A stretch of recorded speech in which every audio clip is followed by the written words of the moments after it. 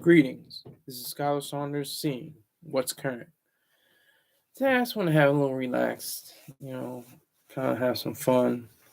Um, the troll babies are gonna enjoy this probably more than anyone. Um, I was watching on CBS this morning. Jay-Z, Jigga Man, Hova. He was being interviewed by Gayle King, and she toured the Brooklyn exhibit at the library that celebrated his life and career, and it's continuously going so far. And the mood was very light and springy and very cool, calm, collected, as Jay-Z usually is. And I just thought it would be interesting to say the opposite of what they were doing, because that's the internet. And that's pretty much human nature that brought upon the internet. It's the hate, objective hate, not just player hating. I'm not player hating on Hove. I'm objectively hating on his life and legacy and everything that he continues to do with his career, with his family, with everything that goes on with him. I would like to just ask you, put in the comment section, put in the live chat, what are the worst things to come from Jay-Z? His worst album, his worst video, his worst tour, his worst song. I can say my personal worst song from him is Do You Want to Ride? I think that song is technically good. Like, he has a lot of double entendres and he's got, wordplay and things like that. And then the overall sense of it is it's celebratory. He's trying to remember his friend. Trying to Rick James says the worst thing that comes from Jay-Z's wife. He doesn't like Beyonce. I don't know why. But yeah, so it's up in the air. It's up in the air. But the worst thing that comes out, Do You Want to Ride? Partially because of the artist formerly known as Kanye West. Yay. It's one of his worst tracks, one of his worst beats he's ever created. And then you got John Legend. And he just sounds real like tired and lazy. It just doesn't fit well with the song. Jay-Z's trying to engage with the beat, trying to get his best lyrics off, and it just doesn't come together well. And that's him wearing the 4-5, as he once said about Jordan coming back, and that was his first CD back from his quote unquote retirement. We didn't believe him. We knew he would be coming back. He said, "When I come back with the 4-5, I need to play games with you." He was playing games on that song, so I don't know. That was probably his worst. But to me, his worst video. His worst video was probably Sunshine. They had the fisheye lens. They had the different colors. It was a Kraftwerk, sample. And it was this, and then I think it was not Brian, Babyface Edmonds on the hook. And then he said Jay-Z, looking crazy with that fisheye lens. He's not Busta Rhymes. He's not animated like he said before. If he was like an animated cat, if he was one of those, if he was like Missy Elliott, and he said that before, and I've stated this before, he felt like he's guarded. He has to play the cool guy. He has to be cool at all times. So when he probably looked at the final edit, the final cut of the video, he was probably winced and grimaced a little bit, like, probably wasn't my best moment right there. Could have done better. I've never been on any of these tours. I've never seen him in concert. That's up to you guys to say. You tell me what his worst tour was. I can say his worst album, maybe Volume 1, Life and Time of Shawn Carter, Volume 1, because it just doesn't have standout records. I mean, I would say, Kingdom Come, but he had a lot of solid songs on there and pretty good songs like Show Me What You Got and different things like that. So I would say that was probably maybe more the next few of his worst albums. He just has a catalog that is pretty strong. I'm just trying to weed through and pick out the worst ones. As I said, that's the internet. That's human nature. We want to see the worst. We want to see the terrible. We want to see the mess. We want to see the worst kind of behavior and rank terrible stuff instead of the good stuff. We want to see the drama. So I'm just saying that Jay-Z's albums probably the first album I ever heard from him. Other people say is his worst. For example, a pioneer in social networking and a social engineer, officially Ice, Arsenal, the battle rapper's brother. Not just to say he's his brother, I'm just giving you a reference. But he said that's his worst album, Volume 3. I like the beginning. I like the very beginning. Oh, oh. Sounds like a mantra or like he's praying or something like that. And he's like, if you're just like me, you're tearing off the plastic from the rapping. This is back when CDs were hot. This is back when CDs were, a point of contention, or a point of use. In heavy use. There was no streaming back then. The only closest thing streaming was MP3. So that was one of my favorites. I had Big Pimpin' on it. Big Pimpin' is an interesting story too, because Jay-Z heard UGK, Bun B, and Pimp C, Rockin' Power to Pimp C. He listened to their verses and was like, damn, I gotta come back stronger than that. So on the video, he had on a can of pee, my stamina be enough for Pamela Anderson Lee, NTV, Jam of the Week. I can't say any more else because I'll get a copyright strike. But that was his whole, it was just supposed to be 3 verses. You're saying too much. What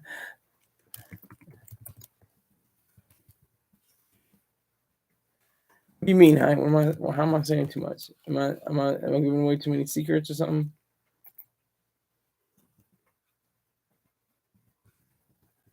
For that donation, sir. Yeah, exactly. Oh, you said too many lyrics.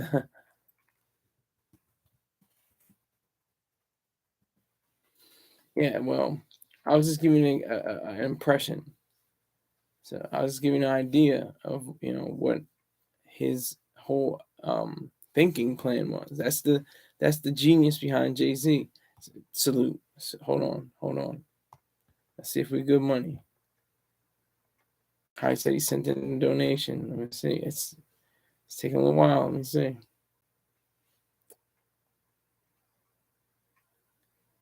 All right, we're good money. How you send in a donation? Rick James. You have somebody to thank now. You have somebody to thank now. No, we don't need to see the receipt. We need to see your check money coming into my account.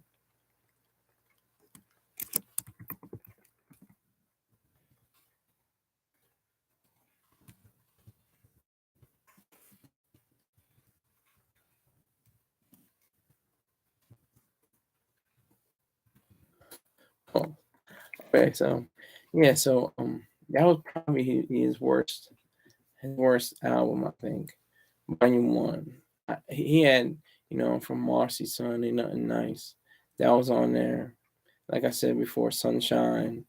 A few hits, but it didn't quite create the mystique of Jay-Z yet. That was yet to be seen. And a lot of people hate on Volume Blueprint 3. Blueprint 3 is actually a great album. It's actually a great album. And I think the critics dumped on it it seemed like it was like Kingdom Come Part 2. But in reality, it was his way, Jay-Z's way of saying, I'm still in the game. I'm showing off these young cats. That was the first, I think, correct me if I'm wrong, it was the first time that we had on a track, somebody else's, featured on somebody else's album, Drake. He didn't have any verses, but he was on the hook to, Tim's We Off That, Rims We Off That. And that was an interesting time period because people would really listen to Jay-Z. People were wearing polo boots. If you can remember, if you're old as I am, if you're old as I, you'll remember that people were wearing polo boots instead of wearing Tim's for a short period of time because Jay-Z said he was off of Tim's. Like, that's how much influence that Jay-Z actually has. That I would have to even pick through what are his worst because he has such a great catalog. He has such a great, reputation on the mic. And from what I understand, from what I saw, from the Black Album movie. Okay, is it called the Black Album movie or something? The Black Album something called the Black something. But he's just standing there. He's still standing there. He used to just really be in the back like this, but he's standing there with the mic.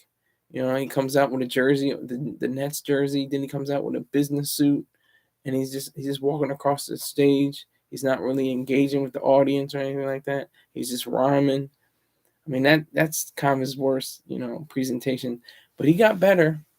He got better when he got to Glastonbury. If anybody remembers that, he wasn't supposed to be there. He's a rapper, and they said, people from Oasis. I can't remember the exact band member, but he said that. Greg S is a hater. Greg S says, "Dang, there is a Blueprint 3." But no, he was not supposed to be there. He wasn't supposed to be anywhere near that stage, and that was a big stage. There was like, I don't know, at least 10,000, 20,000, maybe 30,000 people, maybe 40,000 people. I don't know. It was a big stage. It was a big group, and they loved him, because he played he acted like he was like pantomiming, playing the guitar, and he was showing himself to be like a showman. He was showing himself to be like a guitarist and a singer, but he was just a rapper. So he took off the guitar, started rapping, and he took over the stage. And that's what the thing is. His songs are bigger than his performances. He has a catalog that is so rich and so powerful that when he gets on the stage, it's more about the song itself than his performance of it. That's key. That's what makes it so important. So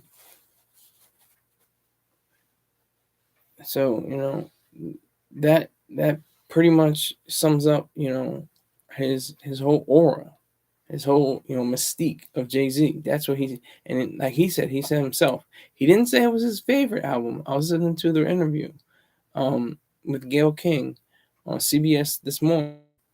He didn't say it was his favorite album. He said it was his most important album. What volume is that? Volume 2, volume 1, 2, or 3 is his most important album. And I'll go further and give you other examples of other artists. All right, I gave you enough time. Volume 2. He said Volume 2 was his most important album to date. Not only because it has since sold 6 million albums, 6 million, solid,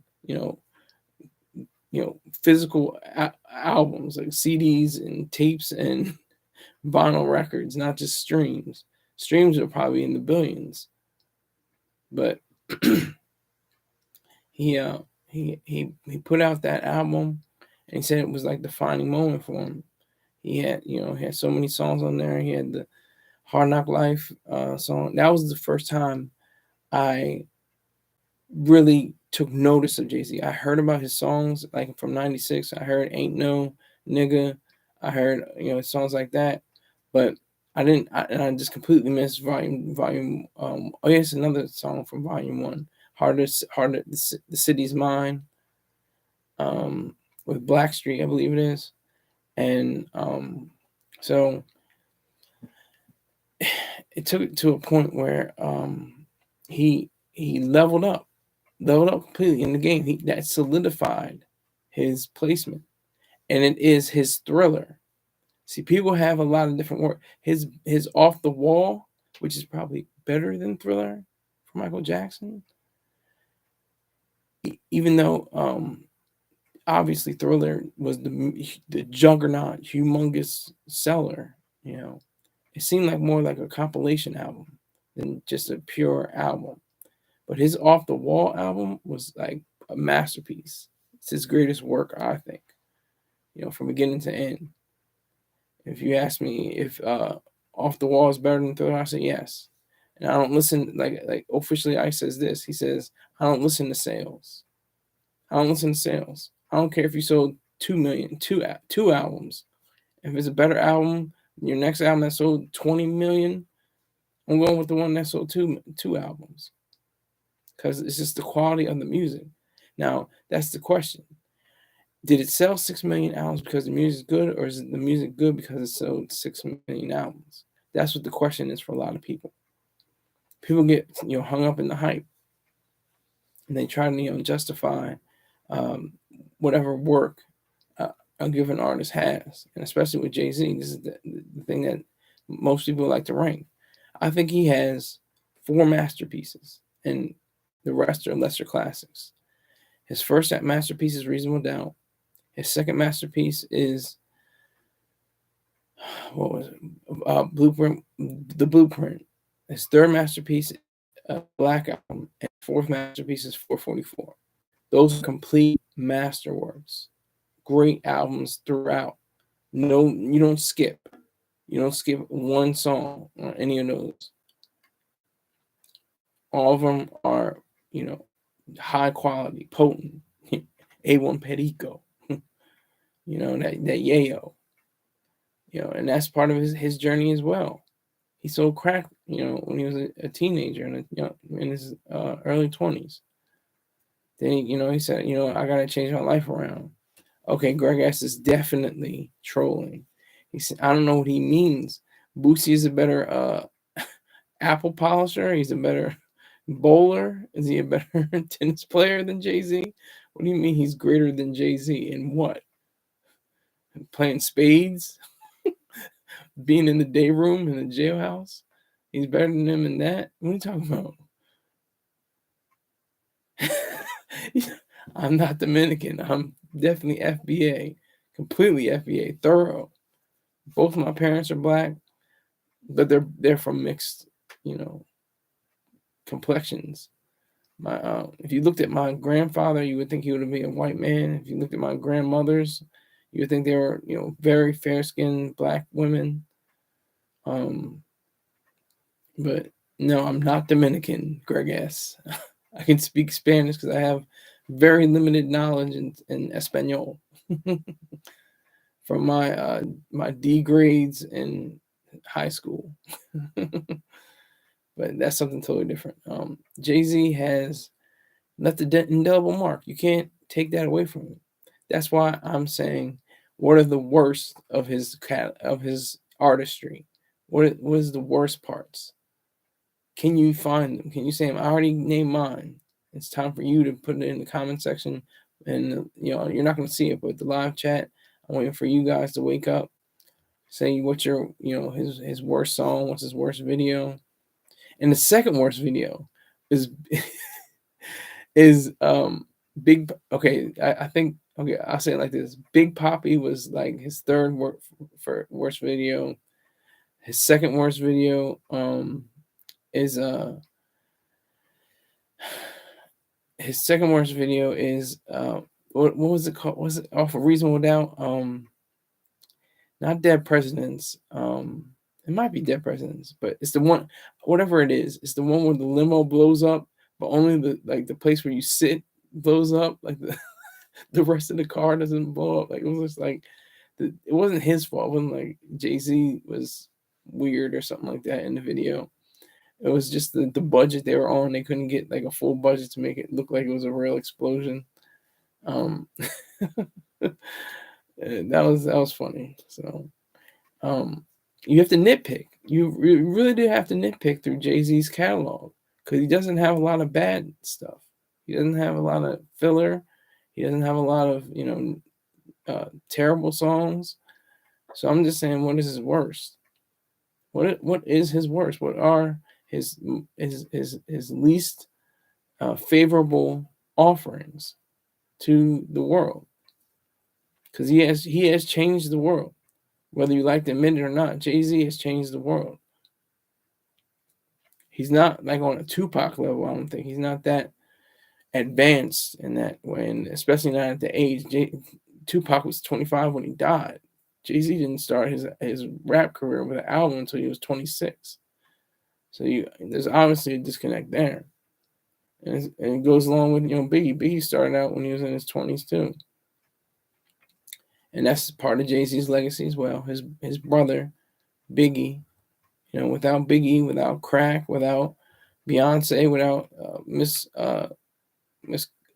Gloria Carter, without Agnes Reeves, all these things that come on. I'm just giving you just examples. I can say Bentleys and Maybachs and stuff like that. That's just a very superficial way of looking at them. But the real things, the blue, the what's his name, Lance Rivera stabbing, his friend that he talks about on Do You Want to Ride, Emory Jones. I mean, all those coalesce and make one artist, and his artistry is all about that. And that's what the exhibit at the library, the Book of HOV, mainly displays his whole idea. So what I'm doing right now is just like a roast. This is just kind of like a roast of Jay-Z. I'm hitting him with all the hard body shots, but I'm still congratulating the fact that it's really a hard task to look at his worst offerings, because he has very few. It's eating the poor. No, I'm Muslim. I'm actually a Muslim, so it wouldn't be a pork roast. No, I'm not a Muslim. I'm an atheist. But he's saying pork roast because that's what Dominicans have. Yeah, that's right, Greg ass. Yeah. Can you afford a pork roast? I bet you can't. I bet you can, actually. You're just holding out on me. I know you are. You probably got 6 figures in the bank right now. I'm sure of it. Sure of it. No, I'm broke. No, I'm broke. Yeah, okay. But Hove definitely solidified his place in the pantheon. The first rapper to be inducted into the Songwriters Hall of Fame. He's in that Rock and Roll Hall of Fame. He's got 26 Grammys or something crazy like that. He's got Beyonce. He's got a life. He's got an extraordinary life. That's what he says. He said, I'm not an ordinary nigga. This is not what ordinary gets you. I'm an extraordinary nigga, And that's another one. American Gangster. That's one of my favorite albums from Jay-Z. That's a lesser classic. It's not a masterpiece. It's got some misses on it, and you skip some. But overall, the album, bang, it knocks, it slaps. And it definitely has its own character. He's definitely modeling it after the film. He's giving it its own placement within the pantheon of other, gangster films, and especially, with the star Denzel Washington, there's a rarity to show, black people, besides New Jack City, and they had different ideas that floated, like the women that were buck naked, making bagging up to work. That was in New Jack City, even though New Jack City stole that from Frank Lucas, his idea. So it wasn't really like American Gangster was stealing from Neil Brown. All right, home. She's sending the donation. I gotta write this down. Hold on.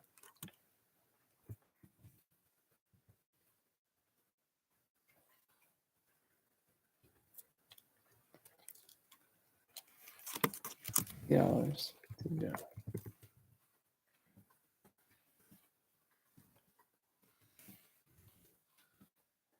Chelsea with her glasses on.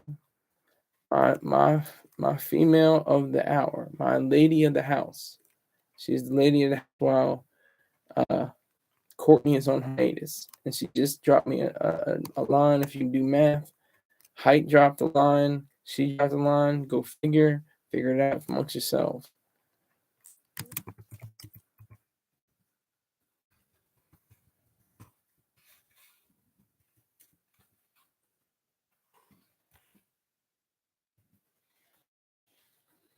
I thank Chelsea with her glasses on. She is definitely added to my life, added to my wealth. I appreciate all of that. She's very consistent. She comes through on Fridays, and she never leaves me empty-handed. Never comes empty-handed. So I appreciate that. I really do. I'm not just saying that. I really do. I hope she enjoys her wrench. I hope she has some kind of business she can at least give to these trolls, Greg S. and Rick James. And I appreciate Chelsea with her glasses on. All right, so Jay-Z, Hove, Iceberg Slim. That's weird. I don't know why that is. She's Chelsea with her glasses on says, "I'm still working and my notifications coming in late these days for lives." You're missing. I made history for the Skylar Saunders channel. Went into near $5,000. Yeah, that'd be the day. But 5,000 views with my Dame Dash story. If you haven't watched that yet, Dame Dash. I think I have 4.7 thousand views on that. It's the first time I crossed the 1,000 mark for a live, and they're hating on me. It's beautiful. It's great. It's what it's supposed to be. If you can't take the heat, get out the kitchen. Just like that cliche goes. I'm loving the hate. I'm loving the trolls. I'm letting trolls do what they do. I'm hitting back at them, but I'm not trying to say like, oh, I'm taking my ball and going home. No, I'm leaving them up there. I'm not taking them down. Yeah, catch the replay over the weekend. Chelsea with her glasses on, saying, "Yay, I will catch that replay this weekend." Yeah, I appreciate that. And tell your friends. Tell 2 friends, and let the third one wonder what this goofball is doing. But yeah, so with all the success that Jay-Z has had, salute. That's all you can say, Greg? Salute? Really? You couldn't even put a T in there? Come on, man.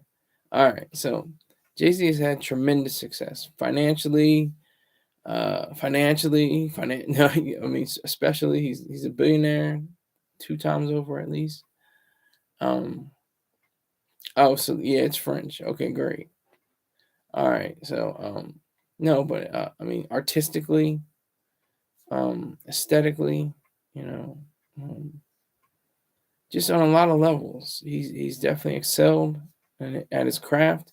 He is the Michael Jordan of recording, as he has said, because it's so obvious. It's like he had a string of hits, albums. What was it, 7? He had Reasonable Doubt, Volume 1, Volume 2, Volume 3, Rock La Familia, the Blueprint 1, or the Blueprint, uh, Blueprint 2, Black Album, and that was just the 7 straight, or the 8 straight. What is that? Is that 8, 7 or 8? I can't remember, but you help me out. But yeah, over time from '96 to 2003, 8 albums. He recorded back to back to back, and they continuously, are charting. I think I would imagine they're still charting somewhere on Billboard. They make it possible for younger artists to see what it's like to be a hip-hop star just like Jay-Z. Okay, you can continue to put in, your comments and things like that, but I'm going to move on. I know Starport is live. I know. He comes in at my time and I'm like, I can't be mad at him though.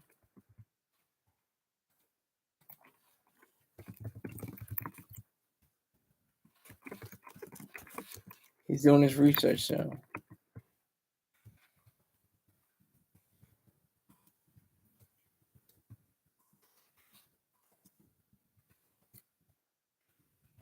He's doing his thing. I'm doing my thing.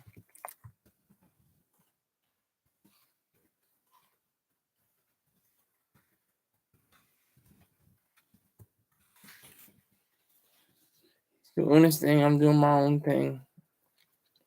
I appreciate that, man. Whenever I put up for a video, it gets at least 100, over 3 figures. But this was the first time when it crossed 4 figures and went up. It looked like a hockey stick. It was like this, and it just goes like that.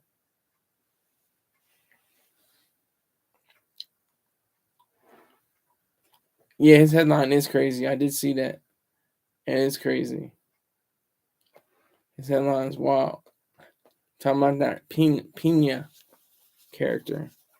Yeah, that's wild. But I want to, for the second half of the show, and like I said, you can continue to talk about what Jay-Z, some of his worst things, because it's few and far between. I want to talk about Halloween coming up. Now, a lot of people have a lot of, conversations about Halloween and what it's like and what it's supposed to be and who started it and what the history is. It's really a pagan holiday. It really started, with pagans, and they had rituals and different ideas about spirits, and you would dress up and try to be like as ghoulish as possible and scare the evil spirits away. And then the Christians kind of came over and like, well, what are you doing over here? Let's see what's happening here. And the people that claim to be Christians today, they're saying that, they're just having fun. They're getting candy. They just want to dress up just for one night and, go out in the town. If it's nice out, if it's breezy, got the leaves falling and stuff like that. October air, just, right before November. And, we have an issue with Halloween. They say there's a war on Christmas. Well, there's been wars on Halloween ever since. Because nobody cares about history. Like I said, it's a pagan holiday. It's not really for Christians per se, but Christians, of course, preempted it, took it over and, started it their own way. But the best part, the best part about of Halloween, just like every other, or most other, not every other, but most other holidays, is the fact that it's commercialized. Okay, people make money off of it. Cadbury, the Hershey's, the Mars, they make billions of dollars, especially around this year. It spikes. I mean, they've been making money all year round selling candy, but it spikes during the Halloween season. And of course, you have people going to parties, adult themed parties, the sexy nurse, the sexy proctologist, the sexy foot sales, the shoe salesman. I don't know what else do you want to say. I mean, what do you want to say? But parties like that for Halloween, they're very popular, and it should be that way. That should be about mirth and fun and having a good time. We've had these dark days. These past few days have been very dark. We got mass shootings and wars in West Asia, and it's just, and the war that continues in Europe. It's just very, depressing and sad and disgusting. And the Maui fires from a few months ago. I mean, it all is very, harsh. 1,000 kids missing in Ohio. Okay. Wait a minute. Hold on. Hold on.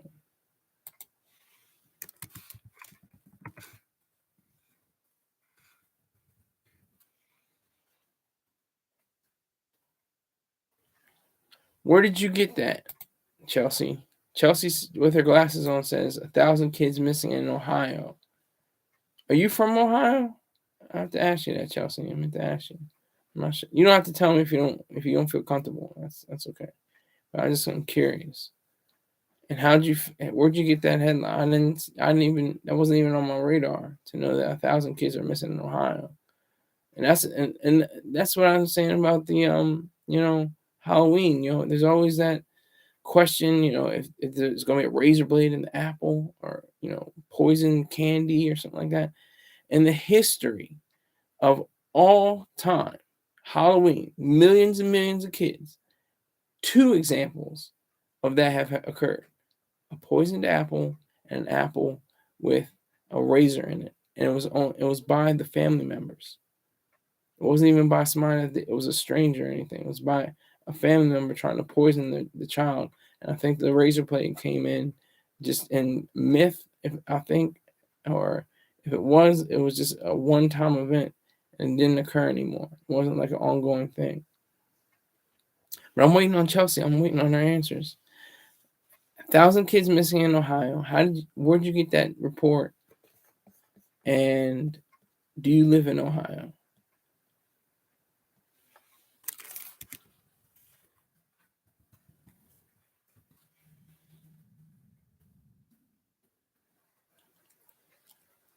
It's from September. Okay, it's from exactly a month ago, or a little over a month ago.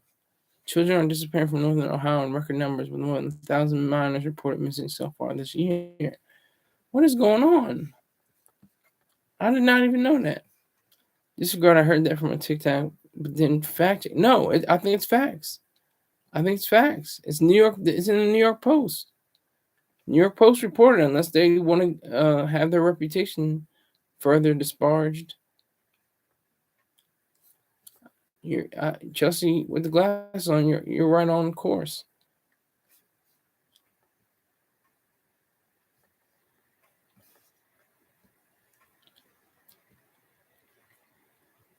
I'm looking at it right now. It says children are disappearing from northern Ohio in record numbers, with more than 1,000 minors reported missing so far this year.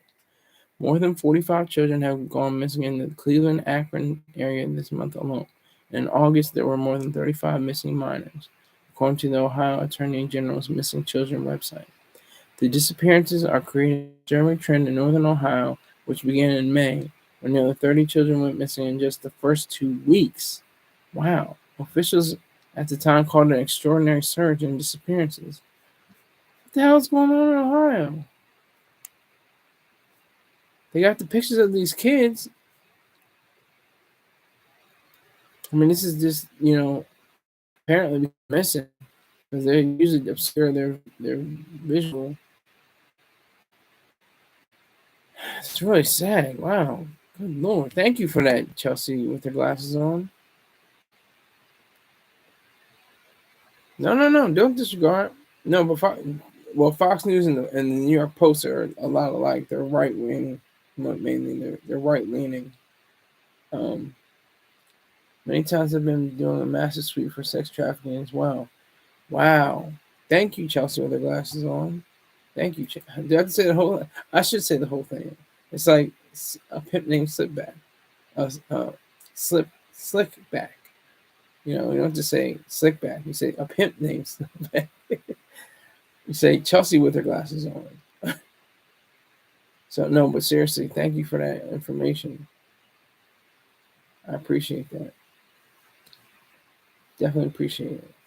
Height's got some jokes on. We're being serious here, my friend. You're good money, but we're trying to be serious about these missing kids. I don't play around with kids. I don't play around, because they're young people, and they're coming up in the game.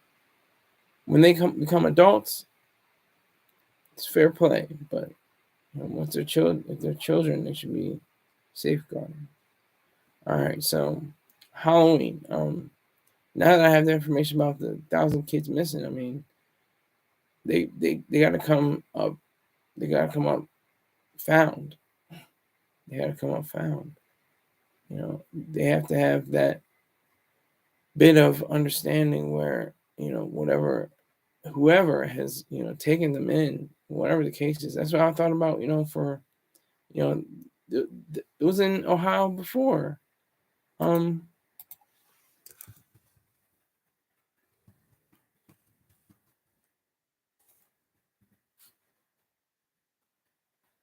Charles Ramsey, American hero.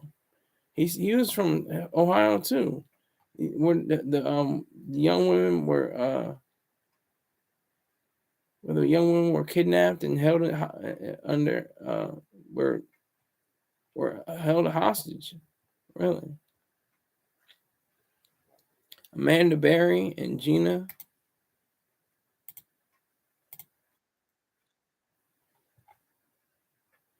De Jesus and Michelle Knight in Cleveland, Ohio. What is going on in Ohio with these kids and people getting picked up off the street or knocked in a dungeon in somebody's house? And that's going on. That's part of the thing with Halloween. It's a weird kind of holiday though when you think about it. It's like the mixture. I think the paganism and the Christianity make it strange because people that are mainly using it in this country in America are Christians, and of course some Muslims allow it, some don't. And of course, like the Amish probably don't do anything with Halloween or anything of that nature.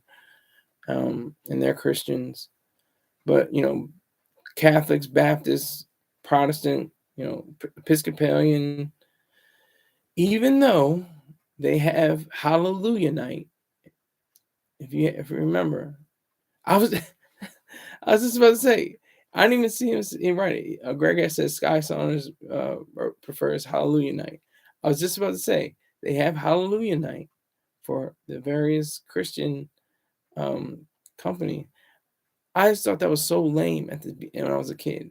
Now that I'm an adult, I'm like, you know what? I would take my child to Hallelujah Night. It's lit up. It's people You probably get food more so than candy, and then you can get candy and actual food. So, and you have games and stuff like that. It's all in the name of the Lord, But Halloween is still supposed to be fun. It's about scary movies, scary books. It's about scary ghost tales. It's all that stuff, all to get you primed for the onslaught of the holiday season. Because when November 1st hits, it's all about Christmas. There's no Thanksgiving. There is no Thanksgiving. Thanksgiving doesn't count. It doesn't matter. I see Chelsea with her glasses on. She says, but this goes hand in hand with the war on Halloween. People will do all kinds of tactics to lure kids. Facts. Gotta worry about predators, metals, and drugs in their candy. It's a lot, but there is a war. Yeah. Chelsea with her glasses on says facts. She says the truth. But like I said, I really want to stress the good things about Halloween because I have good memories from Halloween. Like I said this before. I think I said there was a time where I would have donned a devil outfit. I had the devil mask and the cape and the pitchfork and all of that. And I was going out, to trick or treat. And that's something else we got to talk about, trick or treat. But I was going out, as the devil. And I was going door to door. And then my dad was like, oh, no, we got to go to church. I was like, what are we going to church for? So I had to take off the devil stuff and everything like that. And we were in church and listening to, a sermon. And then they had Hallelujah Night. That just happened. I mean, it's just part of my existence, part of my history. It's that weird history that we have that, you have people that are Christian, supposedly, but, go after a pagan holiday. That's weird. That's weird to me. That's kind of strange. But Chelsea with her glasses on hit the nail on the head, as that cliche goes. She definitely says there is a war on Halloween. People do all kinds of weird and strange things, but as I've noticed, I haven't heard any reports of poison candy or apples or anything like that. And like I said, the one, incident where that actually happened was by a family member. It wasn't by a stranger. It wasn't by anything like that. They were just trying to kill their own niece or nephew. I think it was an uncle or aunt. I was trying to kill their niece or nephew. But we have to talk about trick or treating. Trick or treating is an interesting thing. It's soft extortion or just extortion itself. You're saying, give me a treat or I'm going to trick you. I'm going to do something that's bad, something, that you're not going to like if you don't give me candy. So it's definitely, along those lines of extortion. You're saying, or else, it's a soft one. It's nice. We sing it song, trick or treat, trick or treat. It sounds, sing-songy and, oh, here's the candy. Like, we all understand that. We all understand the mechanism. We know going door to door. Most people you do know, your neighbors and stuff like that. Sometimes you go to different neighborhoods, though. There were neighborhoods where we frequented that came out with not just the fun size candies, but the actual size candies, or even better, king size candies. They were serious. They weren't playing around. They didn't have a little fun size. They had like king size sometimes. You get some, M&Ms and some 100 g Baby Ruth Snickers. This is not promotion, by the way. This is all just me going off the head. Baby Ruths, Reese's Pieces, Reese's. You get them all in king size, depending on where you were, depending on what neighborhood you went to. Anybody else remember that?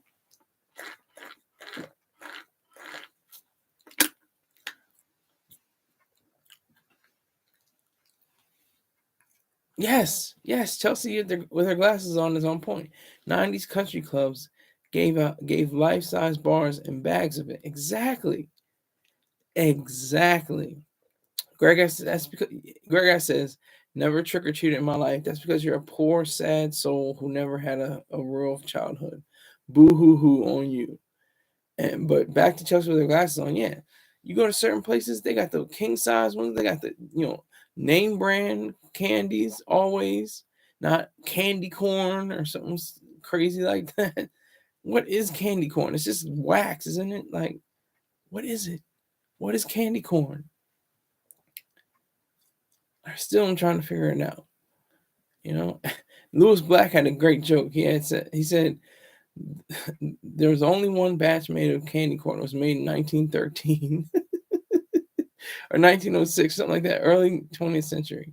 And it was just like, they just, nobody eats it. So they take it from the trash can and stuff like that, wash it off and just rebag it and resell it. And they've been doing that ever since. Like that's probably true. It's like candy corn. Like, what? Who likes it? There are people that do like candy corn though, weirdly. Like they enjoy the flavor. It's just like eating in the candle wax or something. If you could eat in the candle wax, but it just has that consistency. Yeah, Greg Ass finally says a fact. Well, it's not a fact; it's an opinion. But candy corn is nasty. Yes, it is. I don't think anybody has to debate that.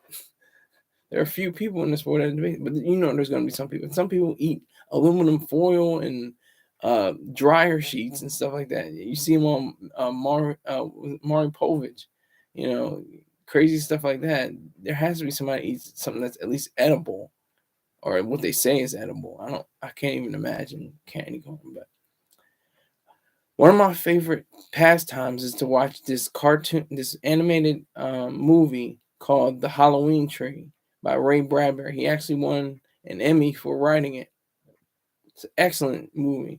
It's about this group of kids that go on Halloween, and they have in mind their friend who I'm trying to remember, either he is very ill and dies, or he is just very ill and he can't come out with them on Halloween.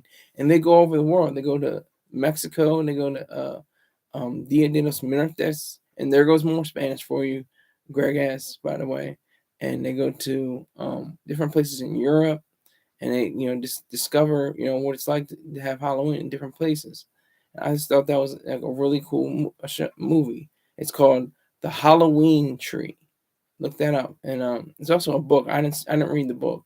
I should have read the book by now, but I haven't. Maybe I'll read it by next Halloween. But yeah, it's just a great story, great lessons for kids. It's dark. It's like the kid is dying or he's dead, and he comes back to life or something like that. I can't remember the exact story, but it's just an excellent film.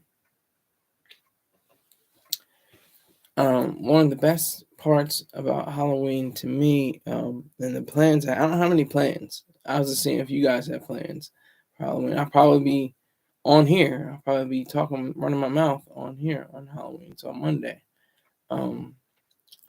So I think that Halloween should be celebrated. I love the way that's been commercialized. The best things have been commercialized. And we have to remember the one in the middle, the monkey in the middle is Thanksgiving. Nobody cares about Thanksgiving. Really, you don't you love to eat. Everybody wants to get a plate. But there's no party for Thanksgiving. It's just the meal. It's just the even meal that I know. Maybe somebody somewhere has a Thanksgiving party. Maybe they dress up like a turkey or something. I don't know. And they dress up like yams or something like that. But I can't imagine, it being like Christmas or Halloween. Halloween and Christmas are like the ones in, holding the ball, tossing the ball over the head of Thanksgiving. Because Thanksgiving just gets a parade. You get, and then you get food. That's it. It's parades and food and football. Can't forget football. That's the only thing you remember with Thanksgiving is parades, food, and football. That's about it. That's all you get. And then shopping. After that, it's just straight shopping for Christmas. Black Friday, all the sales, everybody going crazy, and the news media goes wild. They lose their goddamn minds. They take footage of people going in the stores, trampling over other people, trying to get the toy of the day, a toy of the hour. Chelsea with the glasses on says, "I'm passing out candy with my son. My church isn't doing a trunk or treat this year." Yeah, the first time I heard that is this year. I think my stepmother, she's entwined with the YMCA and the school system in Delaware, and it's the first time I ever heard of trunk or treat. I have to look more into that. It's a very interesting concept. I don't think I've ever heard of trunk or treat. Seems very interesting. But that is interesting, Chelsea with her glasses on. That's something that we should, mull over and think about. The fact that, I've been doing it for the past, maybe 7 years, something like that. Has it been 7 years? Yeah.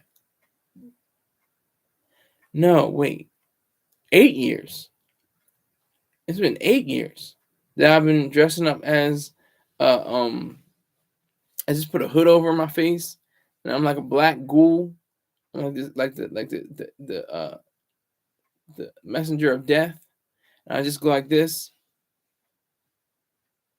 towards the kids, and they're like, "Ah, oh my god, ah, ah." Some of them are keen and like, he's just wearing a costume, like they know, and they just giggle it off. But the little kids, they get real scared. That's what I get happy about, because they just get scared. They don't get to the point like crying or anything like that. They just get like, they start backing away, and they start getting away. And my stepmom's just giving them candy and putting them in their bags. Trunk or treat. This is from Chelsea with her glasses on. Trunk or treat is pretty safe alternative from knocking door to door. Very interesting. Very interesting. I didn't realize that. What I have to look it up. I'll look it up earlier. You don't have to tell me now, but I'll look it up earlier or later. I'll look it up later. What it really consists. I asked my stepmom. She'll tell me. That is a interesting concept, I think. Safety, that's what you want for your kids. You don't want to put them in a weird spot. You want to make sure their well-being is definitely a priority. And all the people that take on the task of being a parent, this is something you have to remind yourself of. You have to get them dressed. You have to put the costume on. You have to carry a flashlight. You might have to carry an extra sweater. You might have to carry,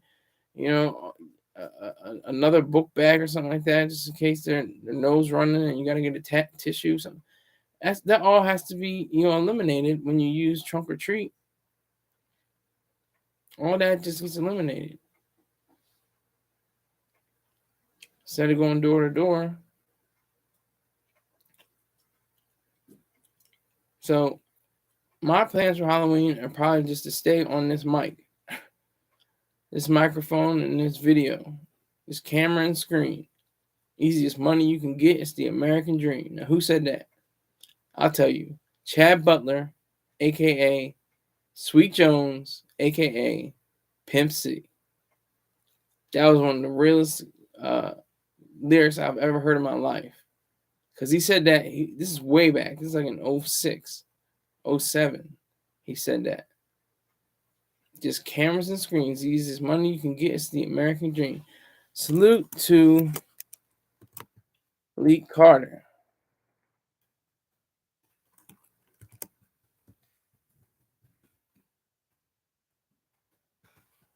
Accepting and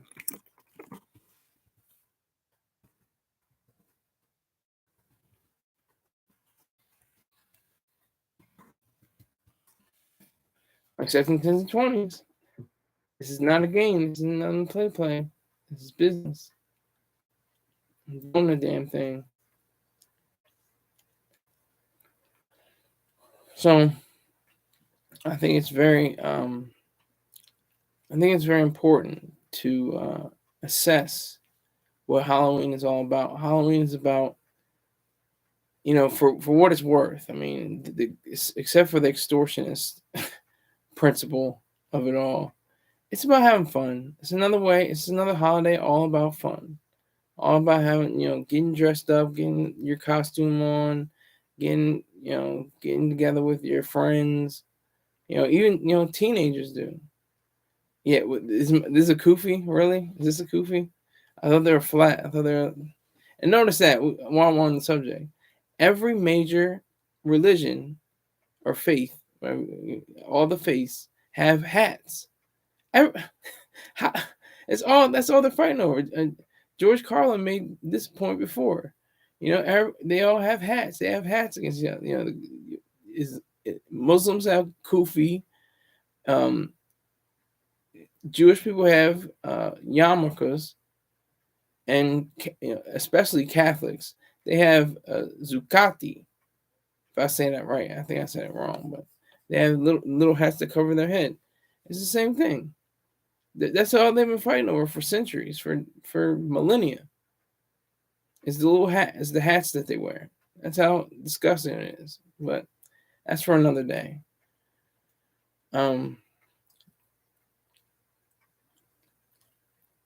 The idea behind Halloween is to have fun and prepare for the cold winter that's coming. Because it gets cold in November. There might be some, Indian summers that happen in November.